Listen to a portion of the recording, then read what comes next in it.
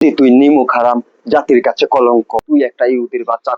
তো জানাই তোকে যে বিধানসভা নির্বাচনে কট্টর হিন্দুত্ববাদী জনতা মাদ্রাসা আগুন দিয়ে জ্বালিয়ে দেওয়া হচ্ছে, কবরস্থান ভাঙচুর করে আগুন ধরিয়ে দেওয়া হচ্ছে, এমনকি কবর খুঁড়ে লাশ তুলে উল্লাস করছে উগ্র হিন্দুরা। রাজ্য জুড়ে হিন্দুত্ববাদীদের এমন তাণ্ডবে মুসলিম সম্প্রদায়ের মধ্যে ব্যাপক আতঙ্ক ছড়িয়ে পড়েছে। এমনিতেই ভারতে বিজেপি শাসিত রাজ্যগুলোতে বুলডোজারকে একটি এতদিন আমরা জানতাম ইহুদি হয়েছে এই দুনিয়ার সবচেয়ে খারাপ জাতি। এখন জানতে পারছি হিন্দুরা হয়েছে এই জাতের সবচেয়ে খারাপ জাতি। হিন্দুদের মতন আর কোন জাতি এই দুনিয়া তার নাই।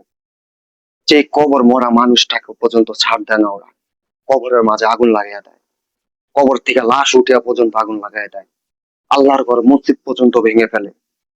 কিন্তু কোন মুসলিম কথা বলার সাহস পায় না, কেন ওই দেশে তো হিন্দুর অভাব নাই। কিভাবে কথা বলবে? ওই দেশের মোদী সরকার, ওটা তো সারেকটা মাদাচ্ছ, ওই সবকিছুর নষ্টর মূল। কিন্তু কথা বলতে পারে না। এটা মনে রাখতে হবে, একদিন মৃত্যু আসবে, মৃত্যু নির্ঘাত, আজ না হোক কাল মরতে তোমারে হবে। ওই কবরে না যাও, কিন্তু দোজকের আগুনে তোমার চলতে হবে। তোমার তো উপরেও পোড়ায়, আল্লাহ নিচেও পোড়াবে। কথাটা মনে রাখবে মোদী।